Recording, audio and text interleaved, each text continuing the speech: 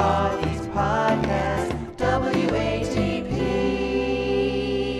You know who Meghan, the Duchess of Sussex, is, Doug? Uh-huh. Yeah, I've heard Formerly Meghan Markle. Well, she doesn't go by Meghan Markle anymore. She's better than that now. Mm-hmm. Of course, she married into royalty and then told them to all go fuck themselves. And she has a show on Netflix called With Love, Meghan. Now, With Love, Meghan got a season. We're picked up for a season. It went miserably. Nobody watched the show because nobody likes Meghan. She's superficial and obnoxious and a narcissist. So what Netflix did is they said, all right, we'll figure this out. We'll take this one season and break it up into 2 seasons so it seems like you got renewed for a second season. So right now, Meghan's out promoting season 2 of With Love, Meghan. And episode 1, Chrissy Teigen, I've heard clips, don't bother. But as she's promoting this show, she went on Bloomberg Originals, a YouTube channel with 4.76 million subscribers. And she was interviewed, very casual interview. Yes. At a little smash burger place. They go to a couple of different locations. They go to a bookstore. They go to a burger place. They, drink beers. They sit in an interview room. It's an interesting interview. And we're normal people who do normal things. Oh, I will have a beer, please. That really, truly is the entire punchline of this interview. Yeah. And again, the fact that Bloomberg did this is kind of bonkers. She's been making the press circuits. She's been doing tons and tons of interviews because, again, she's promoting this Netflix show. But in addition to that, she has a podcast. She has a lifestyle brand. Oh, yeah. The lifestyle brand, as ever, by Meghan. She has every name and everything. She makes jam. She makes jam, and it's always sold out. She's just crushing it. She can't make enough jam for these people. She referred to it as a small business, actually, during this episode. I was like, I actually hate you. You know what else she makes? I'm sorry, not to cut you off. No, but go ahead. I've studied this a little bit. Oh, nice. Yeah, because I'm fascinated by Meghan and what she thinks she's doing. She pretends she's an entrepreneur. Anytime someone says they're an entrepreneur, I go, all right, we'll see about that. This is the Explore the Collection, as ever. And one of the big top sellers here is flour sprinkles. Now, Doug, do you know what a flour sprinkle is? No, I mean, those 2 words separately, I understand, not together. Show off. All right, so this is a tiny jar, and it's a blend of tiny, vibrant, edible flower petals that act as confetti for your plating. This addition epitomizes the idea of surprise and delight, beautifying any dish and taking it from mundane to magical. These as-ever flower sprinkles are just as easy as a dash of salt, but with a dash of beauty. They're $15. One of our most popular products, actually. You can make an omelet with them. You can sprinkle them over. That picture's hilarious. It seems so. Never have I seen a picture make something seem so unnecessary. Right. There's a plate of shitty cookies. They're like, here's some fucking flower petals. You happy, kid? Now get out of here. Enjoy. All right, so like I said, the goal of this interview is going to be try to convince us that she is just an average gal because she needs to push her brand of being relatable, even though she's doing things like selling these stupid flower sprinkles. So the interview starts out in a bookstore that she loves, so she must be an avid reader. So we will check out my clip 1 to find out what she's reading. What's your guilty pleasure? Are you like a thrillers? Oh my gosh. Trashy romance. Well, I spend so much time reading children's books. You have 4 kids? Yes, I do. So, our kids are 4 and 6. And so at the end of the night, I do that. And then I haven't really gotten into a book in a long time. Okay, so you don't read it all. Okay. That's actually kind of relatable, though, let's be honest. It is, but don't act like you're like, I love this bookstore so much. Why would you start out the interview here? Yeah. I was going to say, I totally get this, but if somebody was going to interview me, let's say somebody called me and was like, can you come on my book podcast? I would at least try and prepare for that. I would at least look at what's popular, read the synopsis on Wikipedia, and be like, I would go somewhere where I'm more comfortable, like my Coke dealer's house or something. Like, hey, yeah, this is what my natural surroundings. This is what I do all day. I was just imagining her, though, at one point. I was really, really hopeful that she was going to show a couple of her favorite children's books because I know you just recently were talking about the Gabby C's, and I really, really wanted her to pick that one up, but she did not, very unfortunately. I will say very quickly, Carl, I think this goes a little bit against what you said because this makes her seem more relatable to me. Yeah, that's not reading. The problem, though, of course, is that no one gets interviewed walking around a bookstore.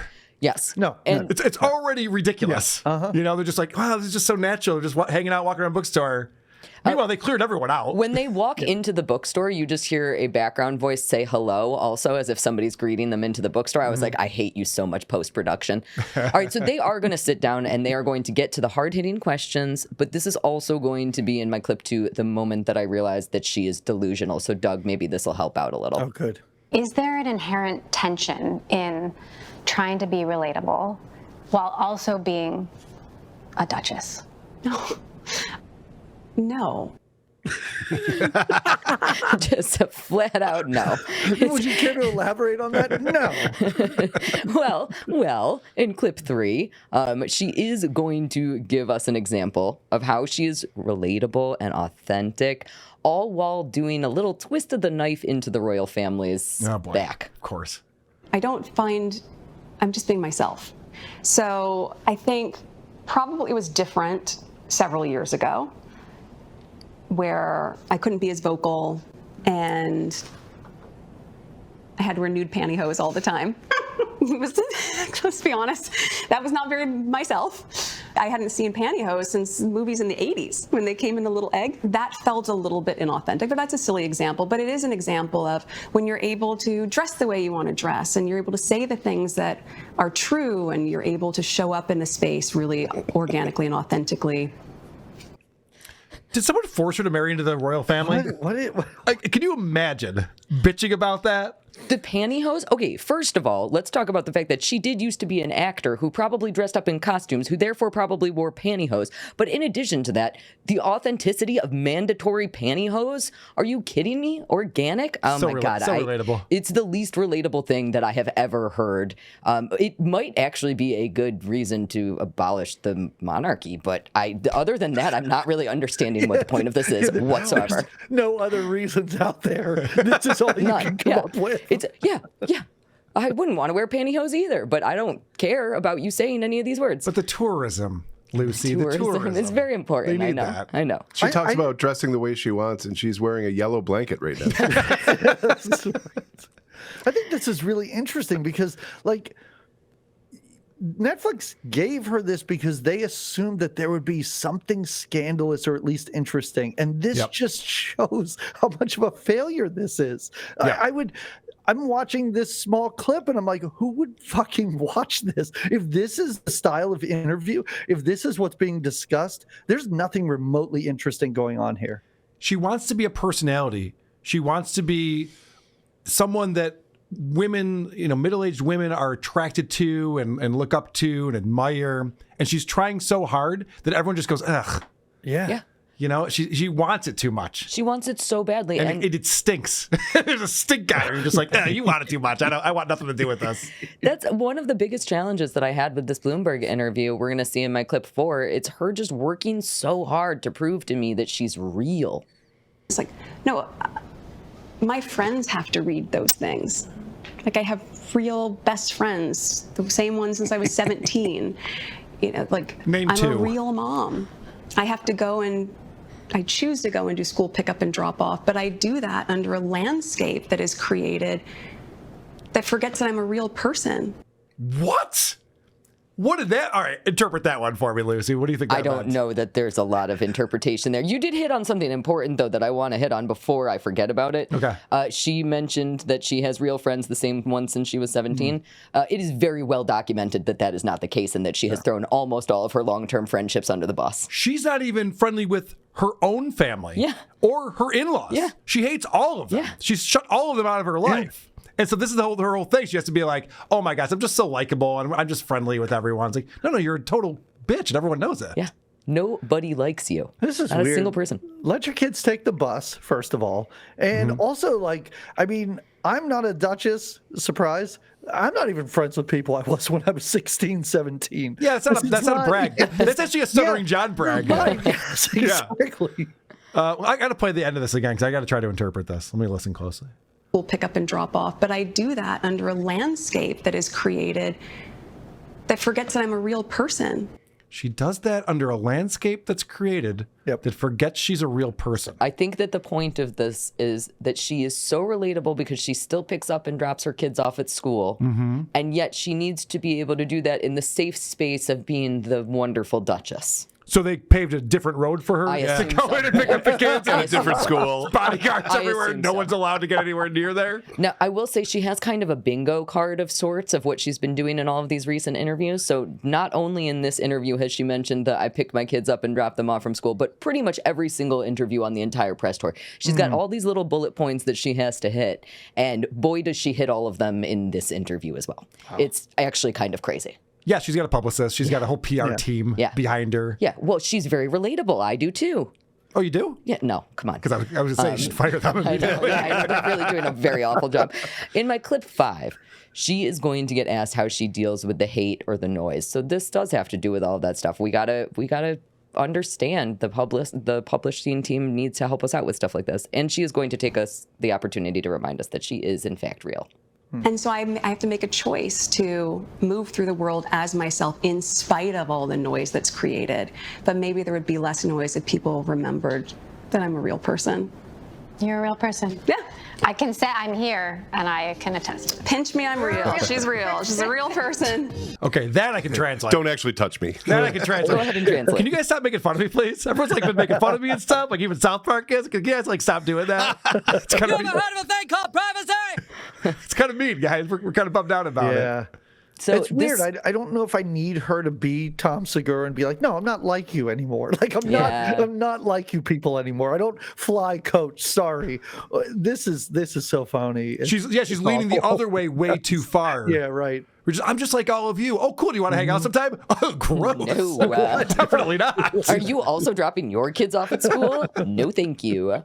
This clip was really, really important to me, the one that we just watched, because you got to see the interviewer from Bloomberg just enjoying every little thing that she's doing. You know, there's, oh yeah, you are real. Let me pinch you. You're real. You're so amazing. It's not hard hitting, is what you're saying. Well, it's not hard hitting. And in addition to that, Bloomberg has been taking some major shit for this fluff piece. They are getting, people are basically saying that it's a long format infomercial. Yep. They are losing credibility by the minute. They don't ask anything thoughtful the entire time.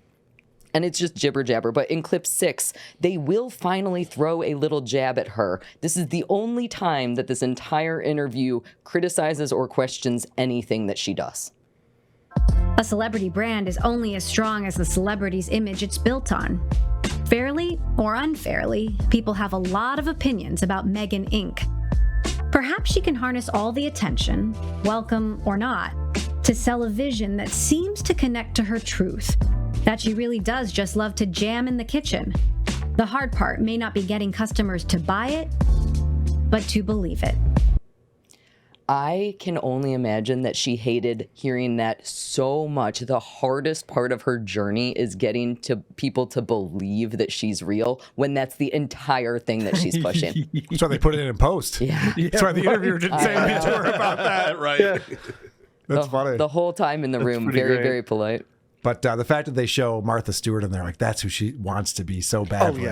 Yeah. People love Martha Stewart to a level that I don't understand. Yeah, I know. She's not for me. Yeah. I She don't seems care to be- about her and Snoop Dogg. I don't give a shit about her prison time. Right. Yeah. She's trending more toward Gwyneth Paltrow than Yeah, it's true. You're right. That's very true.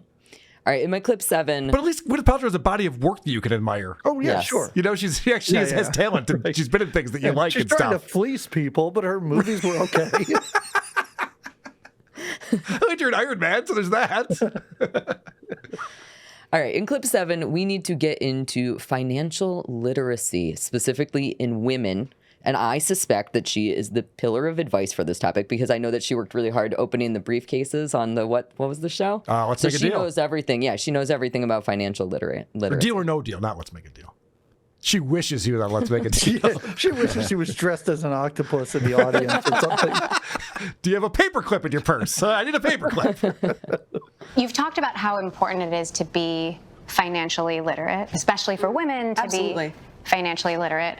You know, talk a little bit about your own journey around money. Certainly as an auditioning actor, you are paycheck to paycheck, so you're very mindful about how you spend. But I grew up clipping coupons. I grew up looking for deals and the sale rack.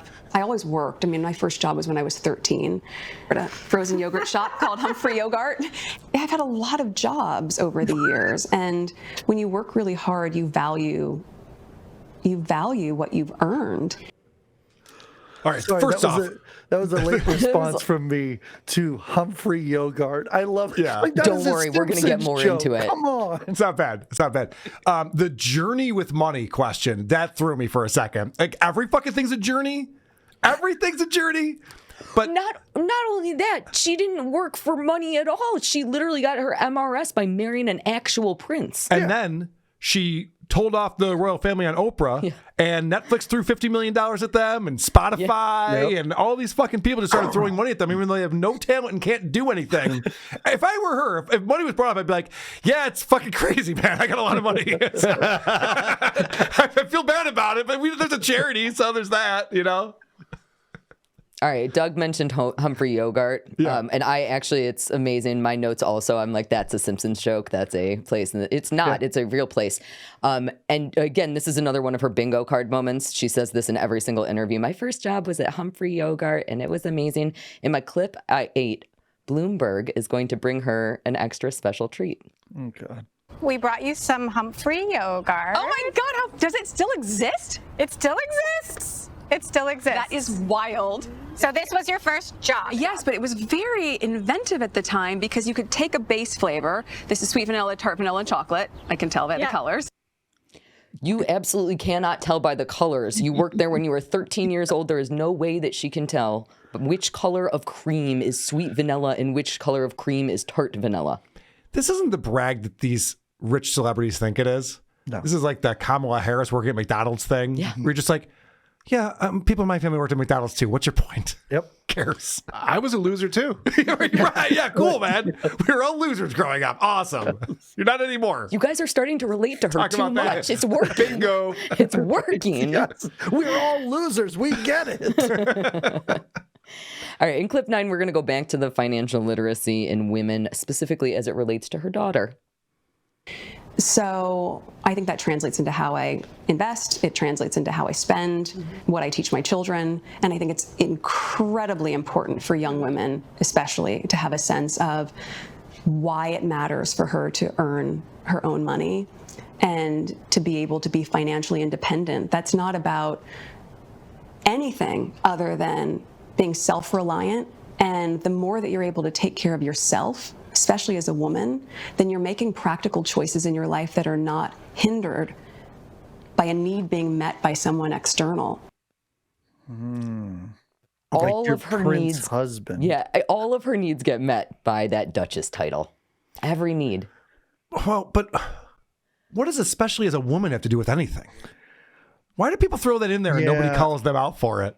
Like, are you saying She's that being interviewed by a woman. No, but this whole idea is like, well, I need her to know how to make money, especially as a woman. Yeah.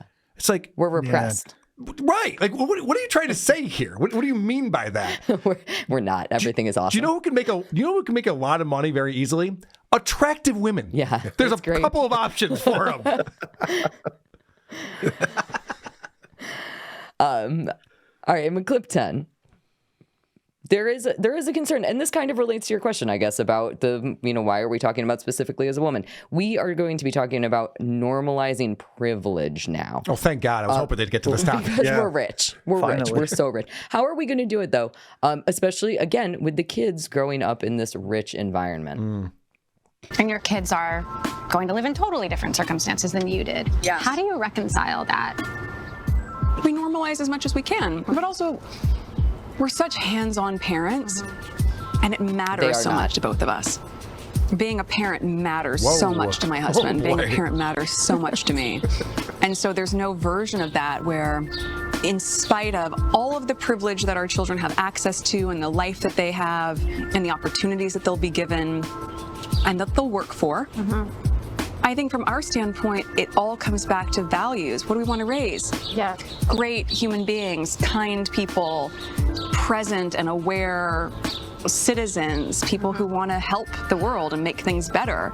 And where does that start? That starts in your kitchen, in your home, being a part of. That With starts jam. with taking your plate to the sink and contributing and not expecting that things will just be taken care of for you or handed to you. Did you see at the beginning of that clip the way she first answered that question? She was insulted. Like, I was ready for her to say, "We normalize as much as we can, you stupid bitch." Like, And your kids are going to live in totally different circumstances than you did. Yes. How do you reconcile that? We normalize as much as we can. What's your fucking problem? Yeah, I got a lot of fucking money. We have a nice neighborhood. What do you mean? It's the same as her. angry. It's the same exact as her answer. No, like that's the same exact answer that she was doing. Now, I think she's going to. There's a new website, platitudesgpt.com.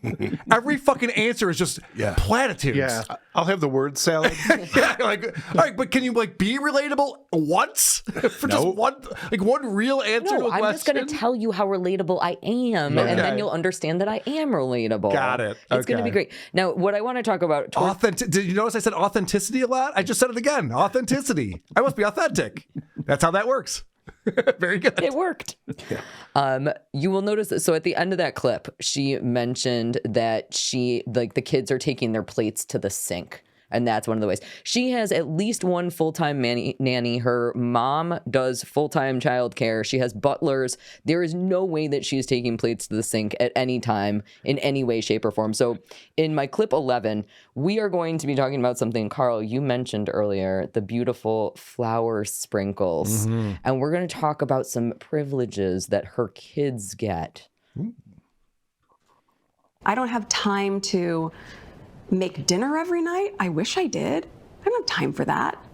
I'm great at ordering takeout and plating it beautifully. And look, and yes, do I have small things where even on my kids' plates, I wipe the side of the plate? Someone might go, "Oh my gosh, that's so ridiculous." For me, that's 2 seconds where I get to present something that looks a little bit more beautiful.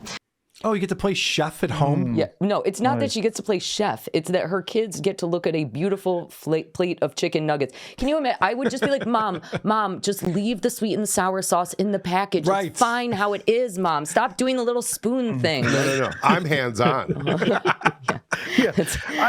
didn't have time to cook the dinner, but let me do this. Yeah.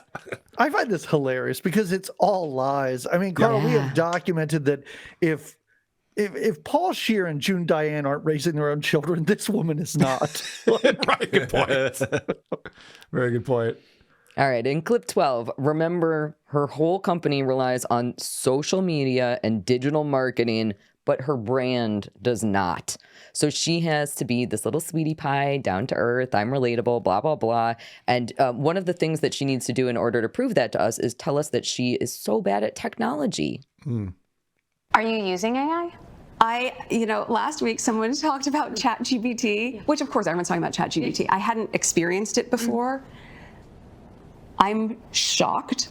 I'm a little bit vintage in many ways because I'm from a time capsule of handwritten notes and putting a stamp on a letter and mailing it. And it's so it's relatable. not something that is part of my day-to-day, but you have to imagine Siri's not on my phone. I don't have location services. There are things like that I'm not caught up in the day-to-day tech things that most people are. It's so real. Stamps on envelopes. Do you remember stamps? I sure do. And now I like her because I can remember that too. But handwritten notes? That's something my grandmother would say. Not a woman of this age. Like, I mean, if I was she's in younger her than position, us. Yeah, right. Yeah, and if I was in her position, I'd be like, I don't pay attention to technology. Why would I bother? I don't need ChatGPT. I have servants. This entire interview has been written for me. Wow. All right. In my last clip here, I have not shown a lot of this, but it does happen constantly throughout this interview. Every time that it happens, it's so mundane and so fake. She repeatedly is just treating every single softball question that they throw at her like it is really thoughtful and important. Okay. If you could choose one thing for people to know the truth about you, what would that one thing be? No one's ever asked me that. What a great question. The one thing. Oh gosh, what's the one thing? Oh. I mean, it's such. You can't ask a normal person that question and have them react to that. You'd be like, go fuck yourself. Yeah. You know what I mean? The fact that you'd be like, that's an amazing question. People do need to know this about me. Right there, it's so unrelatable. Pompous. It's so unrelatable and pompous. Oh gosh,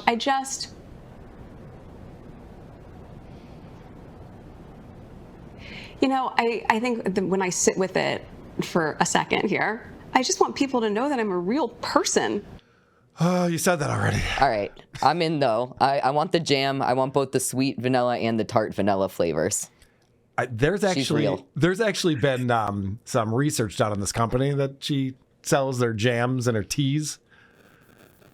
They found out where she sources them from. Oh, no. It's just a white label company. Yeah. And then she slaps her brand on it and jacks it up 300%. And then you can buy it from Meghan. Well, she spent a very long time in that interview talking about how she purposely priced it so that her hero products could be purchased by anybody, even if they were only 9 years old. I hate when she uses business lingo, her hero project. Oh, yeah. She wants so badly to be seen as an entrepreneur. Yeah. Wow. Oh, and then she giggled about it and she went, "Oh, I'm just talking shop now." Oh, that's even worse. Yeah, it was pretty excruciating. What am I, boardroom Meghan?